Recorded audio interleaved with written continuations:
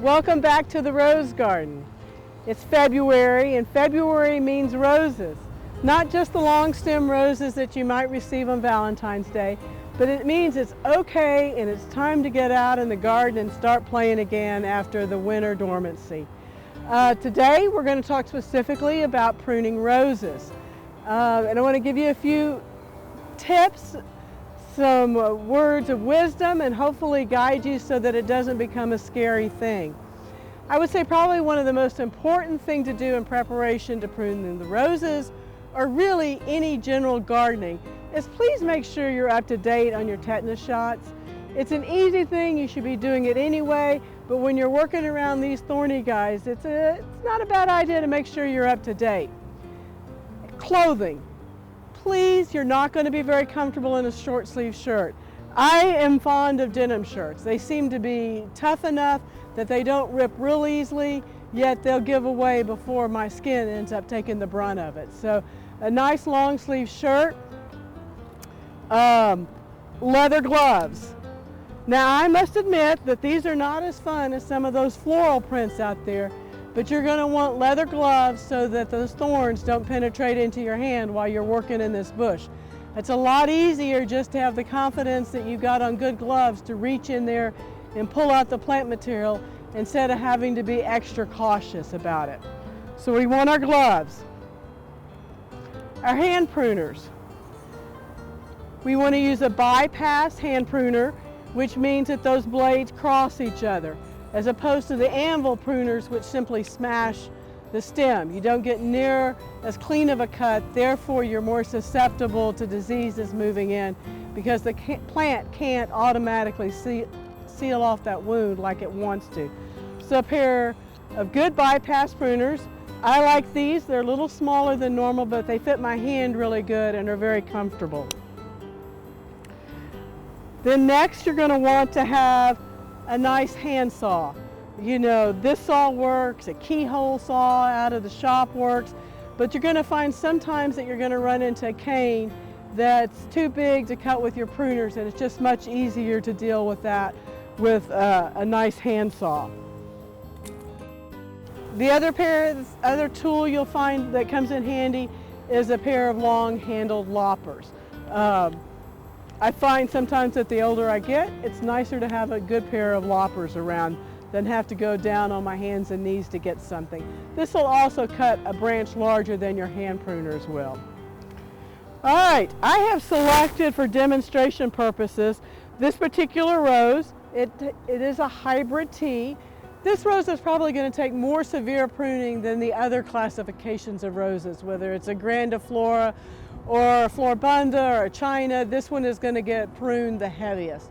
The others you're going to not go so hard. So you're going to see that this one has a very good skeleton to it. It's going to be pretty easy to see what we're going to do. Some of the other classifications tend to be more of a shrub type rose, and they don't typically need as harsh of a pruning as this. Oftentimes you could simply go in with hedge trimmers, but we're going to work on the one that requires a little bit more attention to detail. So the first thing I'm going to do here, I guess, is actually put on my gloves.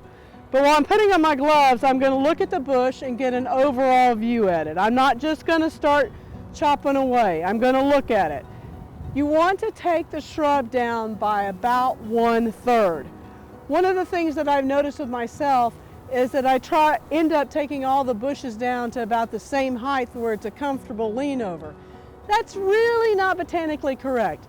Really look at the shrub, figure out that probably 1/3 of the height is probably going to be right here. So I'm just simply going to go in and start cutting to get everything down to 1/3. I'm going to cut above a bud break right here about 1/4 of an inch. I don't really want any more than that because it will just simply die back.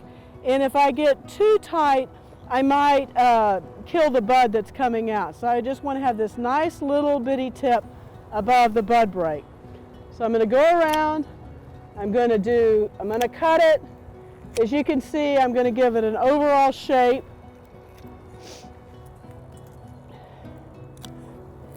So it's a little taller in the middle, a little shorter on the outside edge.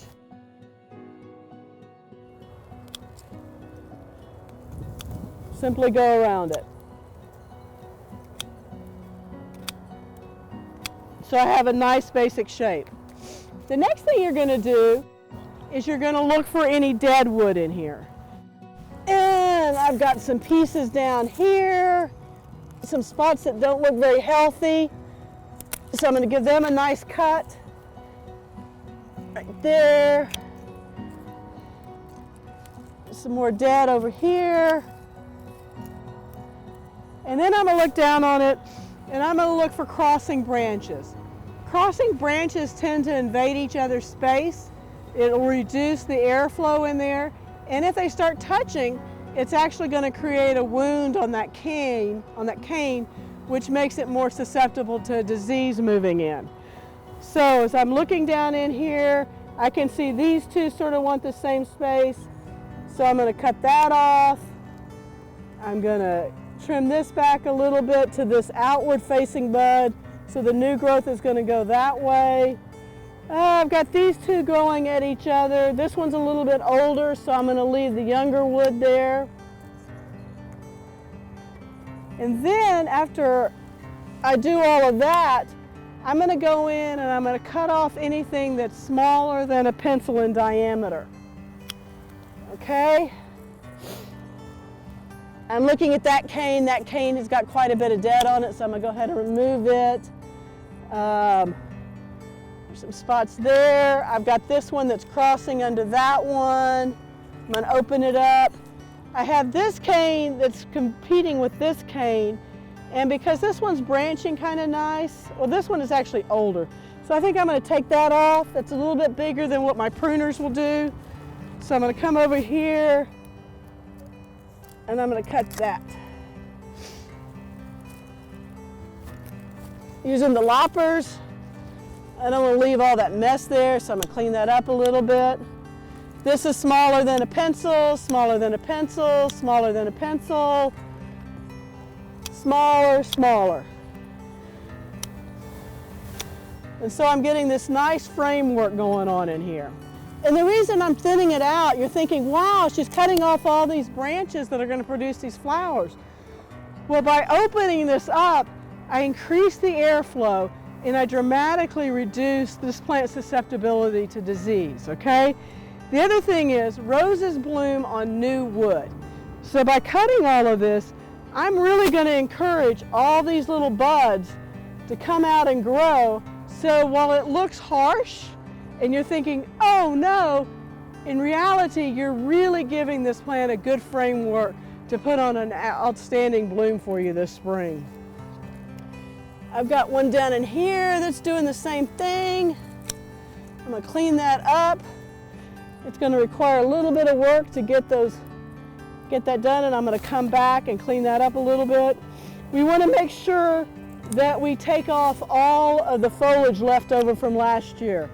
This particular plant, this is all new leaves, but this bush next to me over here, you can see that these are flowers from last season, and they're actually holding some black spot onto them. Well, I don't want to start off my new year with leaves that are infected with black spot. So if I was pruning this rose, after I did all my cutting and clipping, I would go in and I would strip these leaves off so it started all anew. And these leaves will go in a bag and will go in the trash can.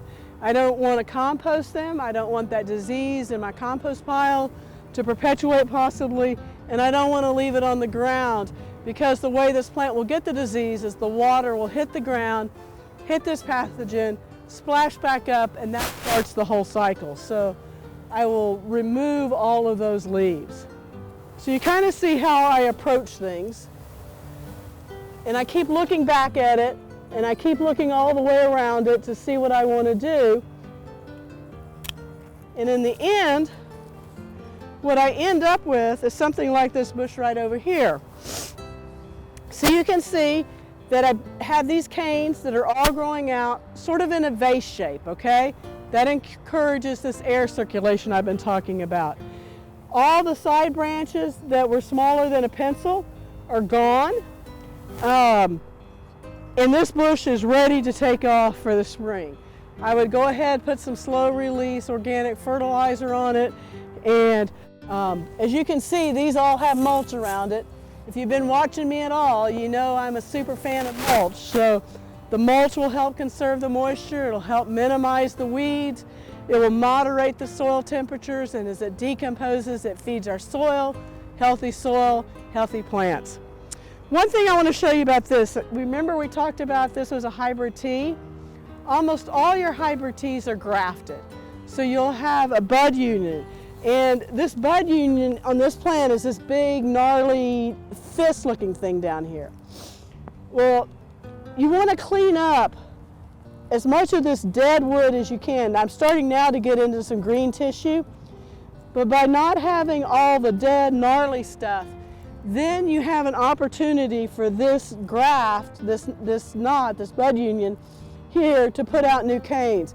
There's actually a really cute little tiny one budding off of this, and you can see these bud breaks are right here.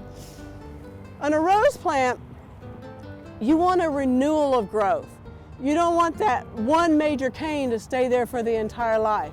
By removing some of the older canes, it encourages the younger canes. The younger canes are more vigorous. They're producing more offshoots. They're going to produce more flowers for you. So while you're thinking, I've worked so hard to get this large cane, trying to see if I could see one around here.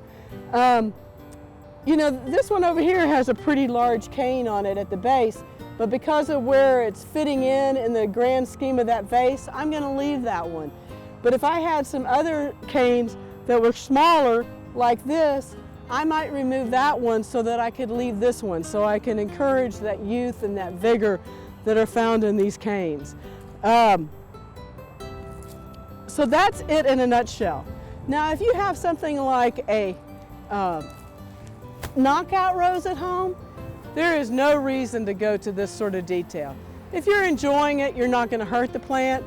But really, what you want to do on those knockouts, or maybe a home run, a top gun, some of those shrubby roses that are just a beautiful mass of foliage and blooms, you want to take all the dead wood out.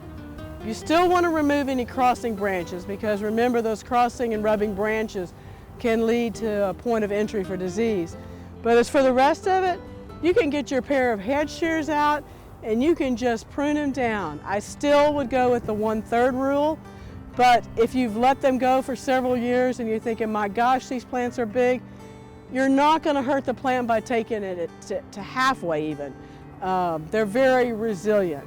So you can just use the head shears, clean it up, haul off the foliage, and if you have any diseased foliage like we talked on the other, remove that one as well.